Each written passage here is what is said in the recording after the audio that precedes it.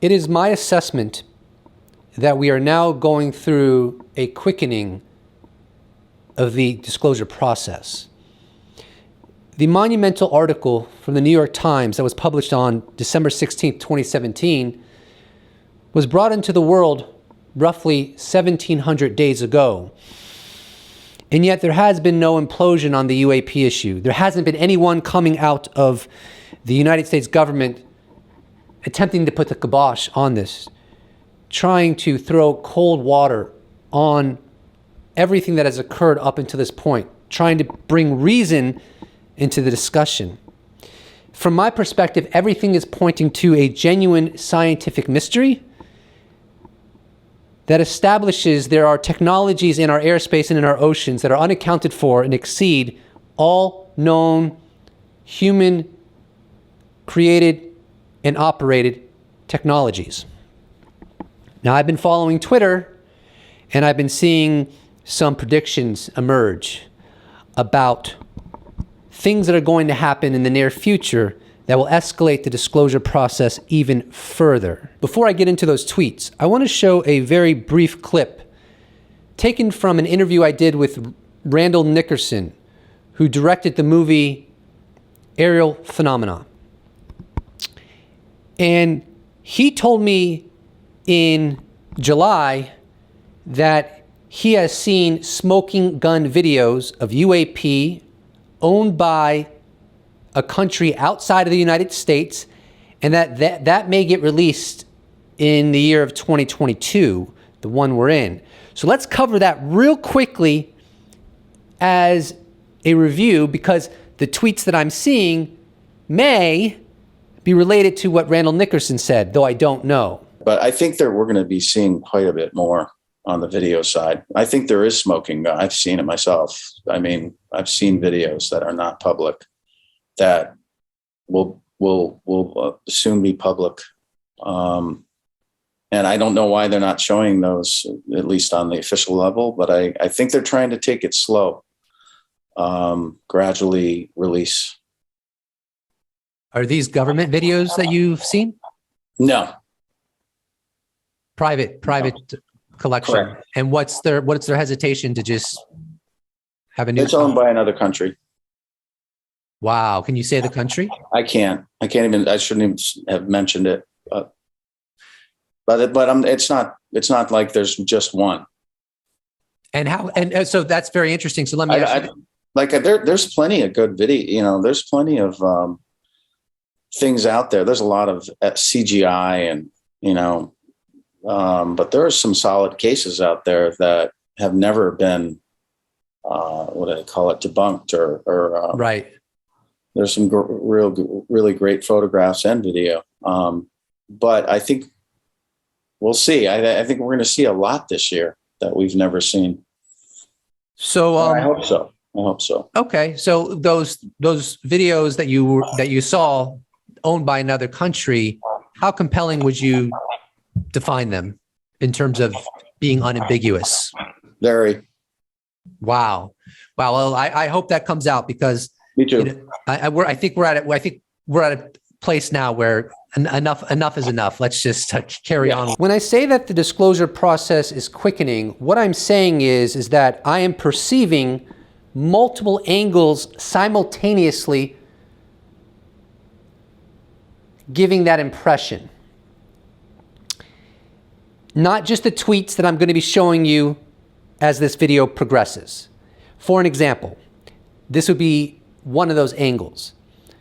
World-renowned immunologist, Nobel Prize nominee of Stanford University, Gary Nolan, recently went on Tucker Carlson's show for about an hour, speaking of nothing but UAP. And furthermore, I've seen him be more vocal about the issue of UAP on Twitter as well. When he was with Tucker for the hour, one of the major things he discussed was when, I think it was in like 2010, 2011, the CIA came to him and wanted him to do a little research on people that have gotten in proximity to UAP and have been physically impacted by being close to these technologies, radiation, poisoning, and stuff of that nature. That's how real this is. And so this trend that I've seen with Gary Nolan of being so vocal about UAP, just as an example, I perceive from that he knows this issue of UAP is going to explode. Let's not forget that I think he was the first person to talk about, I think it was it the upcoming hearings or the immunity language being proposed. He predicted that well ahead of time. I even remember a prominent journalist acting as if he wasn't a good source. In fact, there's a tweet exchange about that. He actually responded to that journalist. It was pretty funny. But the point I'm trying to make is I think that is a sign. I mean, Gary Nolan, he's not about to throw his reputation away. I think he perceives that the progress of the disclosure process is going to be quickened, if you will. And then we have all the new legislative language that has recently come out. For example, the Congress is like, we don't care about anything that's detected that's man-made. We only care about things that is not assessed to be man-made. That's right in the legislative language for investigating UAP by the new UAP office. And I'll do a whole video on that fairly soon. But that would be another angle that I'm seeing that is demonstrating to me, albeit subjectively, that there is a quickening that is taking place right now. Add on to that pile that we're 1,700 days into this from the December 16th, 2017 New York Times article, and there is no implosion. In fact, very recently, there was an article in Scientific America. So this Scientific American article was published on August 3rd, 2022. Extraterrestrial life. With new study, NASA seeks the science behind UFOs. Although modest in scope, a NASA research project reflects shifting attitudes toward the formerly taboo subject of UFOs. Here's an excerpt from the article. Helmed by the well-respected Princeton University astrophysicist David Spergel, the investigation intends to identify existing and future data sets scientists could use to advance their understanding of UAPs. Even if it uncovers little of interest, the study's existence suggests that something the agency once avoided talking about at all costs is on the cusp of becoming an appropriate topic of inquiry. Quote, there's no question you have a lot more voices in scientific and academic circles who are willing to be public and say this is a legitimate enterprise, says Greg Egigian, a historian at Pennsylvania State University who's writing a book about UFO sightings. Here's a Chris Mellon tweet from August 5th, 2022. And he's citing Ronald S. Moultrie's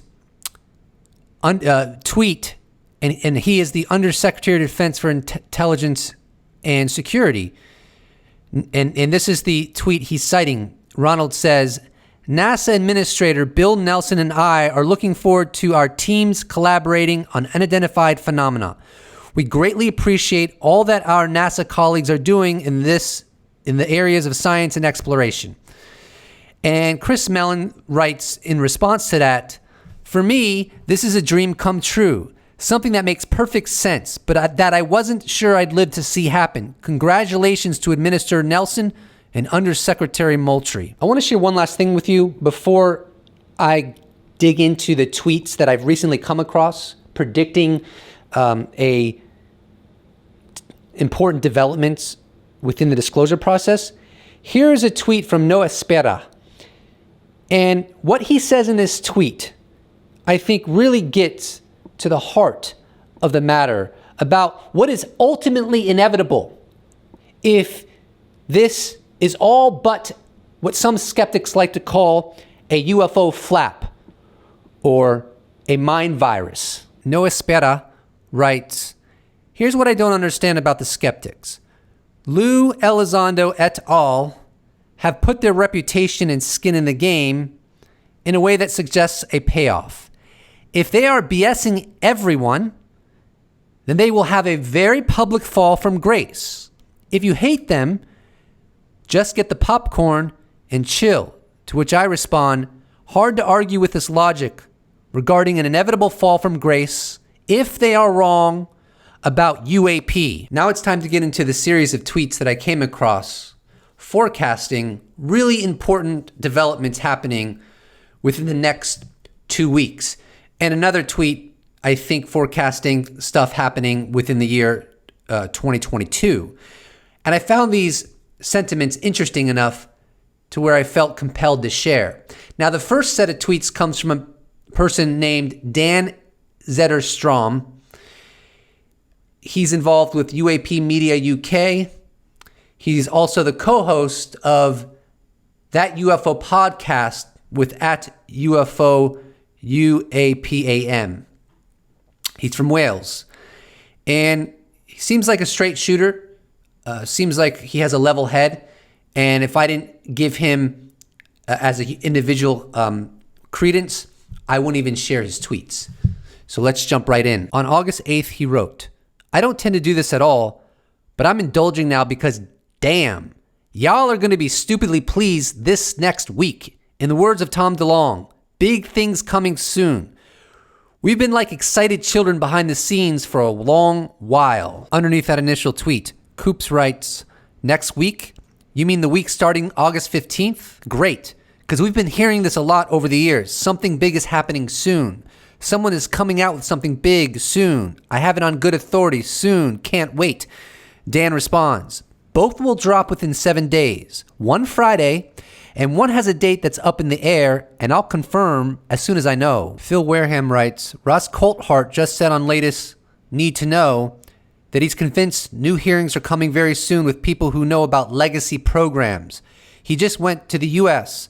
I'll bet someone £1 it's that. I want it to be Eric Davis. Dan responds, it's not. That's a different thing, which is awesome. Lots of people are working hard to push this forward on multiple fronts. The quickening. Monty F. writes, I reckon it's the triangle coming out of the water video. Dan responds, it's definitely not. Something older and something newer. Nicholas G. writes, is this related to a news event or your docuseries or both? Dan responds, both. Two things coming.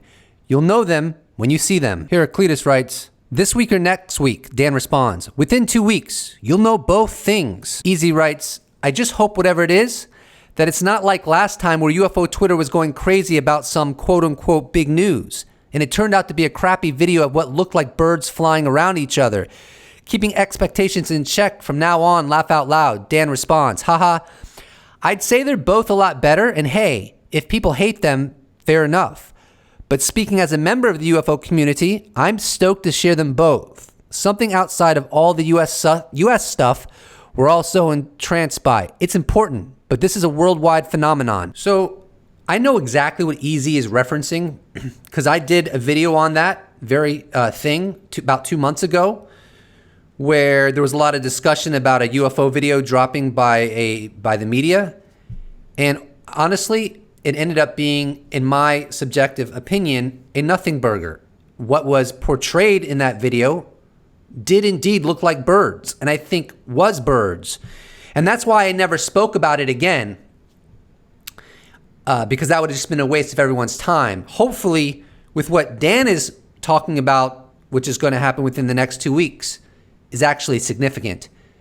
And he's a level-headed guy, so we're all going to find out together. Now here's Exo-Academian, who I think is also well-connected. And he has a forecast of his own about what's going down with the disclosure process. On July 28th, he wrote, right now, the fall is shaping up to be out of this world in more ways than one. What a time to be alive. David Bates writes, love your work, huge respect. But vague hints and teases like this, been hearing them for decades from one quarter or another, in the UFO community have run their course and don't really serve any purpose other than to feed egos and raise hopes and anxiety levels. My 2 cents. Exo responds, sometimes we become so accustomed to being let down that we effectively immunize ourselves from awareness of a tectonic shift occurring beneath our feet. We guard ourselves against disappointment by assuming it's more of the same. History repeats itself until it doesn't. He continues. I was also referring to some things I'll be involved with in the fall that I can't speak about yet. The tweet was deliberately ambiguous while pointing to some very real things that'll be happening in the fall. Some of those impact all of us. And just today, on August 10th, 2022, I came across this tweet, the same day of which this video hopefully will publish, from Whitley Strieber. He writes, "It looks to me as if there is a dizzying time of change coming. China seems to be on the verge of attacking Taiwan. I think it could happen within weeks. Also, as soon as next week, I hear there are going to be some very surprising UFO disclosures. Wild." I'm just going to leave it there. I will just tell you that my assessment, putting my hand in the wind and so forth, and just looking at how this has unfolded up until this point and seeing new dynamics emerge in varied ways, leads me to the assessment that there is a quickening occurring, and it's going to start unfolding in more unambiguous and ways in which nobody can ignore. Ultimately, someone has the data, right? This is not a phenomena predicated on stories or witness testimony alone. Somebody has the data. How or why it has been insulated so successfully, I don't really care. But it's obvious to me that someone has the data. People are seeing this phenomena every single day. Why are camera phones and security cameras and privately owned satellites are not picking up this, while military systems are, in an unambiguous way that proves the existence of this technology? We can go on and on about that all day long, months and years, but ultimately somebody has the data. My personal opinion, I think this phenomena has a manipulative tendency, if you will. It can control how much it's recorded or how much data is collected on it. Maybe it's using incredibly advanced artificial intelligence to do that. Something we could probably do in 1,000 years if we were visiting other civilizations. But I don't know. That's only speculation. But I don't care, right? I think some of the skeptical arguments, while very reasonable and even persuasive, they get too bogged down on assumptions. What happens when what you're trying to study is exponentially more intelligent than you are? Well, then, in that situation, there are no reference points to guide us in how to navigate this. This is part of why this is so unbelievably complex. As far as I know, there are no smoking guns in the private sector in terms of like private citizens that I know of. Do I think there's smoking gun evidence in the military and in the aerospace companies arena? Yes, I absolutely believe there is. And I think, just as an example, the FLIR 1 video that shows that Tic Tac, I believe that is showing a machine that was not produced by man, but it's still not smoking gun evidence. Now, when David Fravor and others saw the original video of that, all of them, as far as I know, recollect seeing appendages clearly coming out of the object because they saw a higher resolution video. Now, would that higher resolution video be a smoking gun? I don't tend to think so. But the point I'm getting at is those videos that were released, as Elizondo has stated multiple times, were some of the least compelling videos. Further,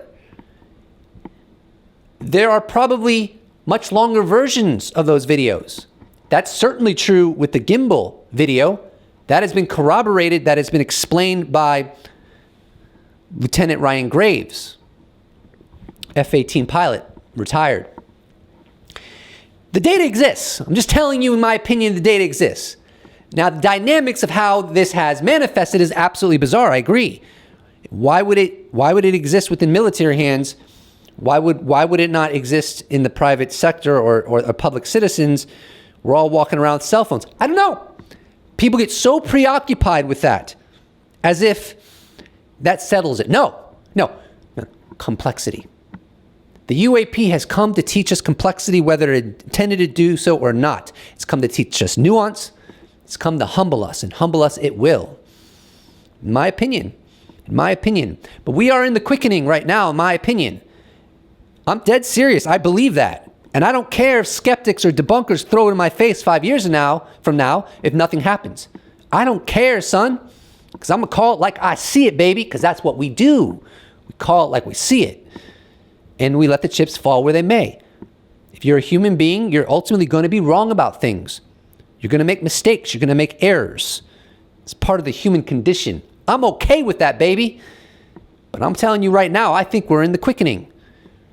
And what I think is going to happen is this is all going to come out. We're going to learn that there's legacy programs. What is legacy program? Legacy program are UAP programs that are housed in aerospace companies, most likely, or at least a lot of them are, that have been funded hundreds of millions, if not billions of dollars over many, many decades. And they got the smoking gun evidence. Reams of smoking gun evidence. They probably track UAP coming in and out of our oceans.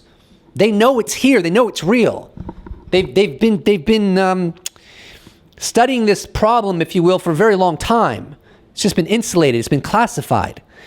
And the United States Congress has not been informed about it. So there are probably illegal elements, which is exactly why the United States Congress has created immunity language so they could learn about these legacy programs and people would actually be incentivized to come forward. And then there's other language where, like, I don't remember the specifics, but the Congress wants to make it so that those that come forward can sue their employees for as much money as they want, no cap, if they're threatened by their employees. I mean, this is some real stuff right here. And a lot of the skeptics are going to be like, oh, you're just this gullible analysis.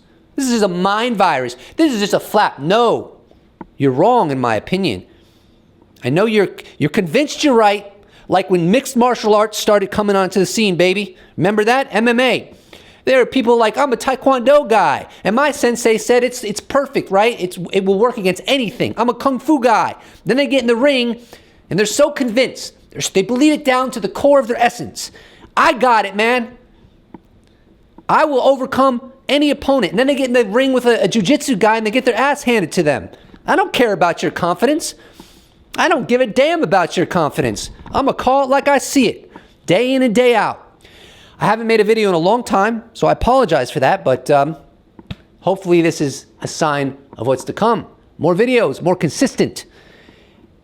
Now, what will be the inevitability if I'm right, which I might not be, right? The human condition, we're wrong all the time. Humble pie, baby, get used to it. It's part of being a human. Who's going to eat that humble pie? Don't know.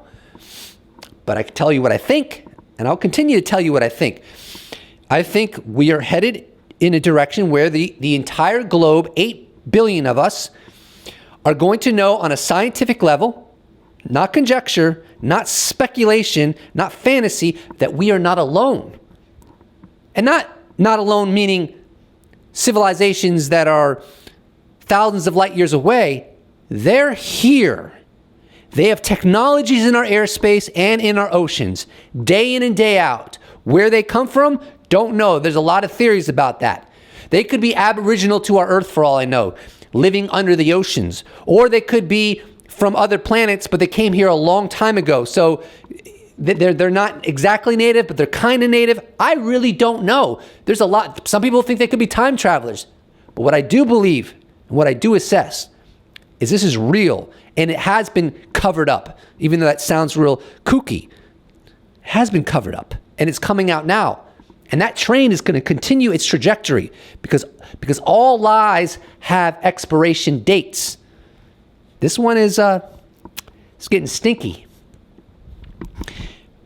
Please do not forget to subscribe. And if you'd like to support this channel, you can check out my merch shop, where I sell t-shirts. You could become a patron.